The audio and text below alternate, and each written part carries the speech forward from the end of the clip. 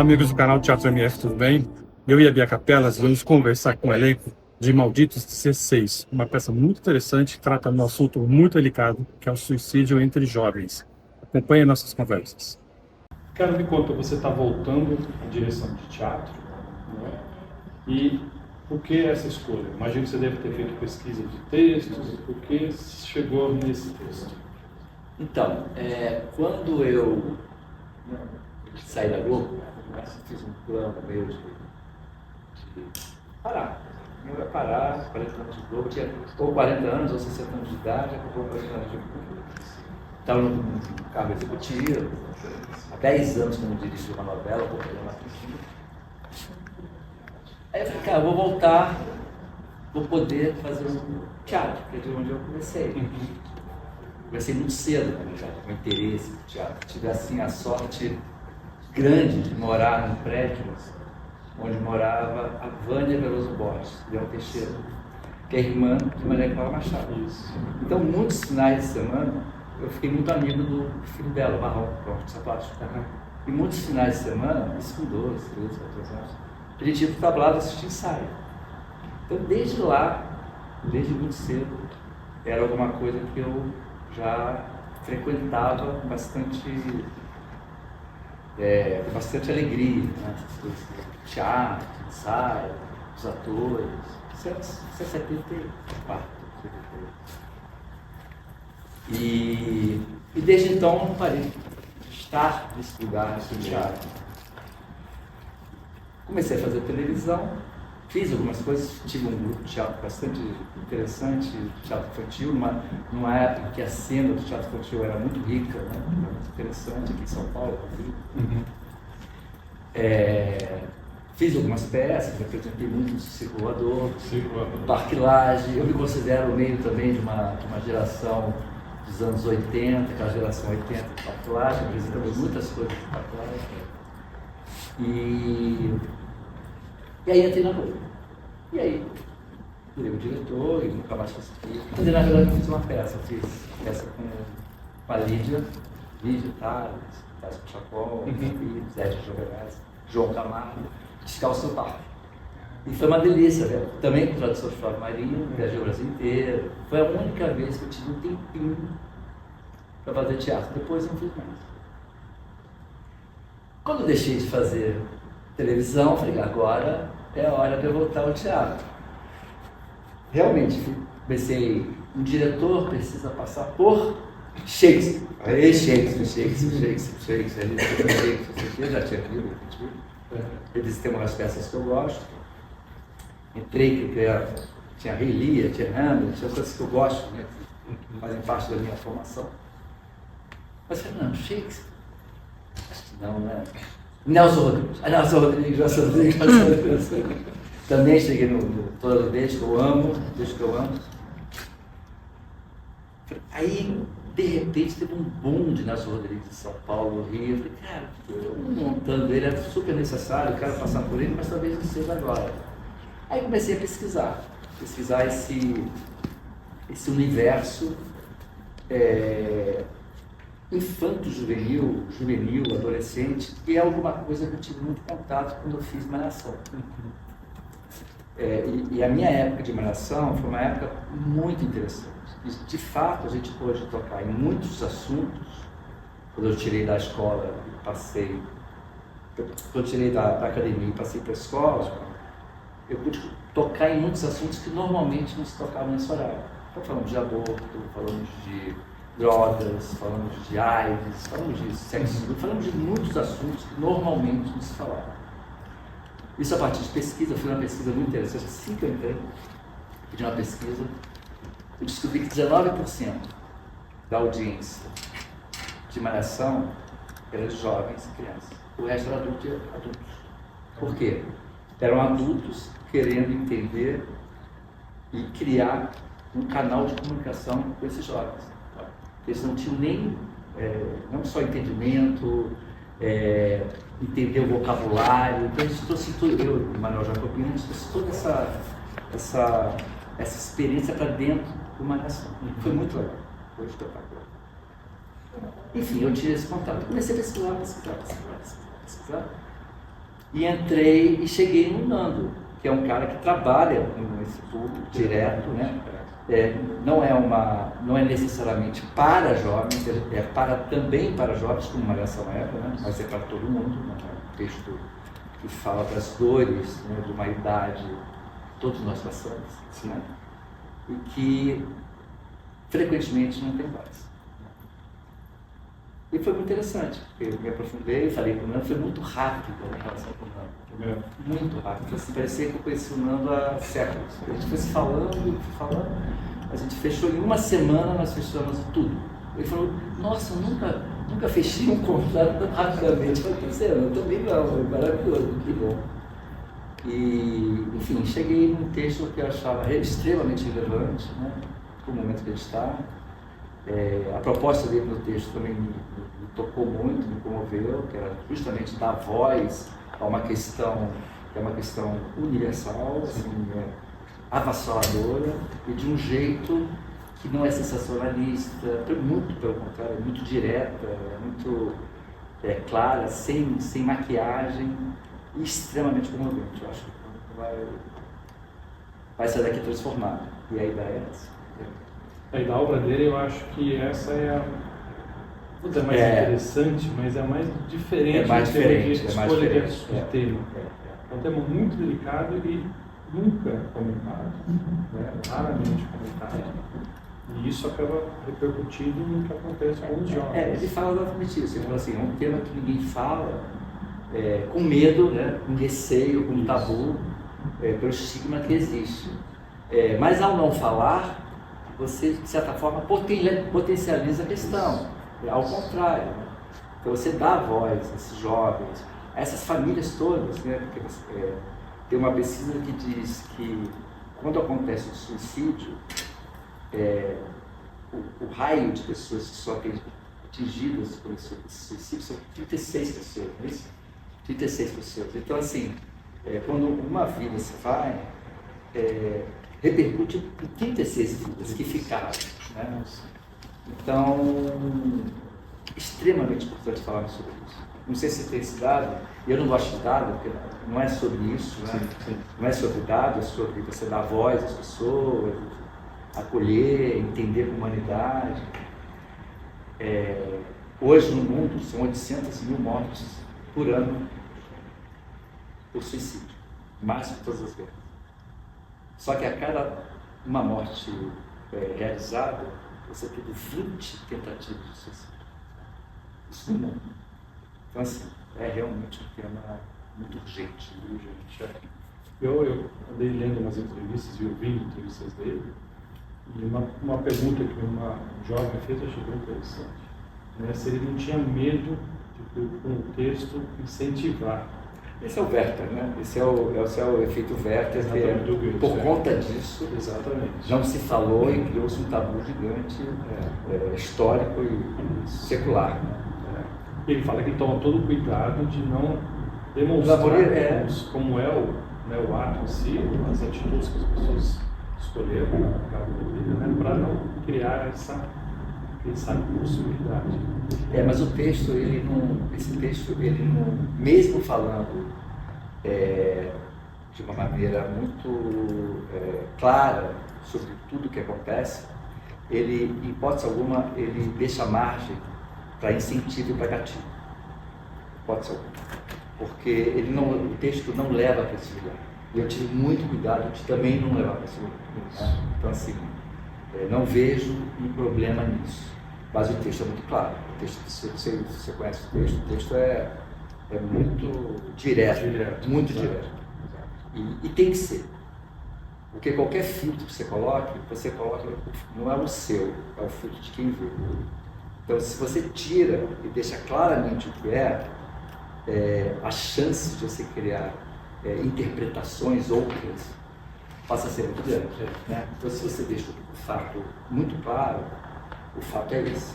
Né? Eu queria que os meninos falassem um pouco dos seus personagens, assim, né? Como é que enfrentar esse tipo de papel, essa atitude. Deixa eu falar um pouquinho do elenco. Claro, isso é importante. Eu, na hora de escalar eu fiz questão de escalar um elenco que tivesse muito próximo dessas personagens. Principalmente na questão da figura deles. Porque eu acho que nas montagens que eu vi do Malditos, os atores são muito mais velhos do que as personagens. E eu acho que isso cria uma outra situação de ser. Né? Quando eu trago os atores para a idade das personagens, isso fica muito mais dramático, extremamente dramático. E a ideia toda da encenação é fazer com que essas experiências que se dão dramaturgicamente atravessem esses atores. É impossível você passar por essa experiência sem ser através de cada um deles, inclusive os nossos médicos, sem serem atravessados por essas questões. Então, assim, não é só simplesmente atuar, fazer. É literalmente ser em cena o que esses personagens são nessa história. E daí, a escalação das histórias. Isso. Vocês falassem um pouco como é que é viver esses personagens. Na ponta. A Lê, ela é uma personagem que ela é um desafio porque ela tem muitas camadas diferentes que tem que ser tratada com delicadeza, com responsabilidade, mas ao mesmo tempo ela tem uma história muito humana e de muita empatia mesmo. Ela tem toda uma questão do bullying, ela é a personagem que retrata isso durante a escola, então, e ela vai nessa clínica e ela acaba recomeçando o caminho dela, começando a vida dela, então é com muita responsabilidade que a gente tem que tratar sobre esse tema e fazer esses personagens, porque o que eles passaram realmente, eu não tenho essa experiência pessoal, mas também conheço pessoas que trataram, como a maioria das pessoas. Então é uma zona muito delicada que a gente está comentando, mas com muito respeito e com muito carinho por essas histórias, com muita empatia pelo que eles estão vivendo. Assim.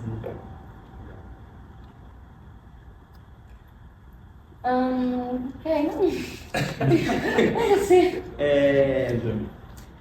Acho que o Dylan, ele é um menino trans e acho que isso diz muito da importância de falar sobre saúde mental em pessoas trans, especialmente pessoas trans masculinas, porque falando de dados, né? Também não gosto de falar de dados porque acho que distancia, mas ao mesmo tempo é importante para a gente entender qual é a realidade, né? Mas tem algumas pesquisas, né, daqui do Brasil que dizem que cerca de 70% dos meninos trans já tiveram ideação suicida e cerca de 30% a 40% já tentaram. Então é um número muito grande e poder ter essa representatividade acho que traz um pouco dessa questão do teatro, né? Que é tipo você tá num espaço, poder falar sobre coisas que são difíceis e que são silenciadas, né? Então, enquanto vai mais falando do personagem, o Dylan é um menino muito intenso, ele é muito inteligente, acho que também muito objetivo, ele não gosta muito de conflitos que não vão levar a lugar nenhum, então ele é muito resolutivo, né, nessa questão. Talvez um pouco reativo, mas acho que tudo se explica, assim. Tem esse lugar dele ter uma rejeição familiar, que é uma realidade também, né, de pessoas trans, que é um ponto que já me distancia desse personagem, porque eu tive esse suporte. E acho que é isso. A gente tem uma coisa que é em comum, que eu acho que é interessante falar, assim, que pessoas trans geralmente têm essa necessidade de incomodar o menos possível e agradar o máximo possível, por sentir que não se encaixa, né? Esse não pertencimento. Então acho que na minha adolescência eu vivi muito isso e eu vejo muito isso no Dylan também. Então acho que é um personagem que vai trazer muita representatividade, assim, tanto para adolescentes quanto para pais e enfim. esse tempo. Eu acho que na fala do Dylan tem uma coisa, do Ben tem uma coisa interessante, e que a gente também reforça isso nas nossas conversas. O suicídio é a ponta de um processo. É a ponta do processo. Existe um caminho, e é sobre esse caminho que nós estamos falando. Nós não estamos falando sobre suicídio. O ato em si. Não é sobre isso. Nós estamos falando sobre o caminho e as possibilidades que são perdidas nesse caminho para você acessar esse jovem ou esse jovem acessar quem está em volta dele. Então, assim, o nosso texto fala sobre saúde mental, sobre a urgência desse tema e sobre esse caminho. O caminho que você deixa, que você perde o contato e num ato de absoluto sofrimento, sem nenhum glamour, sem nenhum romantismo, o adolescente chega, ou o adulto, no caso mais o adolescente, chega e tenta o suicídio como a última esperança dele para acabar com aquela dor, cessar. Então, assim, falamos sobre esse caminho, falamos sobre saúde mental. O suicídio é uma consequência a mais grave desse caminho. Sim. E só fazendo adendo, esse último ato, em 90% dos casos é evitável. Evitável. Um telefonema. É um momento de euforia. Então, quando você tem desespero, euforia. Então, quando você tem a escuta, o acolhimento, você consegue reverter esse quadro. É de impulso, né? É um momento de impulso absoluto de você faz esse caminho. Agora, assim, é isso mesmo. É um telefonema. É uma interrupção do ato, do impulso. Mas é importante a gente frisar que o suicídio é a ponta de uma história. É a ponta mais dramática, mais trágica de uma história. Mas tem todo um caminho que a gente perde para não deixar chegar. E é responsabilidade nossa, né? Do nosso convívio, da nossa escuta, do nosso acolhimento. Nós pegamos muitos relatos, né? Hoje de manhã eu peguei um relato, a partir da Bel mandou para mim, de um pai que perdeu um filho com 18 anos. E ele dizia assim, ele era o mais querido da sala, ele é o cara que mais conversava, ele era o mais querido, ele mais falava. E ele era um diplomata. Ele era um grande diplomata, porque ele lidava com o problema dos outros, era convidado para todas as festas, era o mais querido de todos. Só que ali dentro tinha um mundo que estava soterrado e que ele, por não conseguir entrar em contato, ele dava para os outros. No dia que ele não conseguiu mais doar, ele se foi. Exatamente. Dito isso, a Nádia é uma personagem muito forte, muito independente. E por dentro ela está com caos, cheio de conflito. E ela é negligenciada, silenciada no meio profissional, familiar, ela com ela mesma. E por isso ela vive muito na negação, por não querer enxergar e não sustentar essa dor, sabe? E ela não fala, ela esconde isso tudo. O silêncio é uma grande marca, né? O silêncio é quando o silêncio não significa hipótese alguma paz. Quando o seu adolescente está em silêncio em casa, preste atenção, porque boa coisa não é. Porque ele não tem que estar, em silêncio. Ele tem que estar falando. Ele está botando para fora. Ele está botando para fora. Está chutando o balde. Quando ele está em silêncio, meu filho tem pai. Tá, não. Quer dizer, não sei, mas fique atento. Porque existe... Porque dizem que muitas vezes quando a pessoa decide pelo suicídio, vem uma paz muito grande, né? Como se a solução já foi encontrada. Né? E aí... São os três, né? Ideação, a procura dos métodos e o fato em si. São os três momentos. E você pode interromper, porque olha só, tem ideação, tem a procura desses métodos, como vamos fazer, e aí você tem Bom, então, é muito difícil falar sobre o personagem sem contar a história, né, da peça. Mas vou tentar falar e vou contar um pouco da história da peça, porque faz parte. O Roberto é um personagem que tem uma relação muito complicada com os pais devido a um caso que aconteceu entre eles, né, um acontecimento que aconteceu entre eles quando ele tinha 6 anos. E ele é culpabilizado pela morte do irmão. E a partir daí a relação dele com os pais se transforma. E aí eu acho que por isso ele se tornou uma pessoa muito agressiva e muito reativa para lidar com essa situação. E eu acho que essa relação dele com os pais dele que foi levando ele a se afastar e ter esse lado tão agressivo com o mundo e com todo mundo. Então, com certeza, isso é uma coisa que eu não vivi na minha vida, eu tenho uma relação muito boa com os meus pais, mas é o que leva o personagem a... Eu acho que o Roberto tem um lado simbólico e metafórico muito importante na peça. Porque quando ele mata, quando os pais falam para ele que ele matou, mas contribuiu na morte do irmão, e na verdade quem tinha que morrer era ele, não o irmão, ele ocupa um aspecto do filho dela. Então, na verdade, quando os pais dizem que ele tinha que morrer, não o irmão, porque o irmão é o filho ideal, é a ideia de um filho ideal. E ele é o filho real. Falho, né? Filho falho, ele não é aquilo que se esperava que ele fosse. E isso é a vida de toda a família. Você sempre idealiza seu filho nunca é aquilo que você quer. E aí quando o irmão morreu e ele está vivo, né, é mais fácil ainda para você idealizar. E existe uma situação da peça em que ele, por um acidente ou por uma aleatoriedade, acaba na verdade seria cruel dizer que ele causa a morte. Não, mas o contexto, a situação em que ele está acaba resultando na morte do irmão, mas a morte do irmão, ela não é, para mim, ela é concreta, mas muito mais do que isso, são pais que não realizam a possibilidade do seu filho não ser aquilo que você esperava. E isso cria um vácuo, um silêncio absoluto, a ponto de levar ele para esse. Quer dizer, ele acaba achando mesmo que foi responsável. Ele é o tempo todo lembrado disso, os pais. Então, é uma relação muito conturbada entre eles, até acaba tendo agressões verbais e físicas.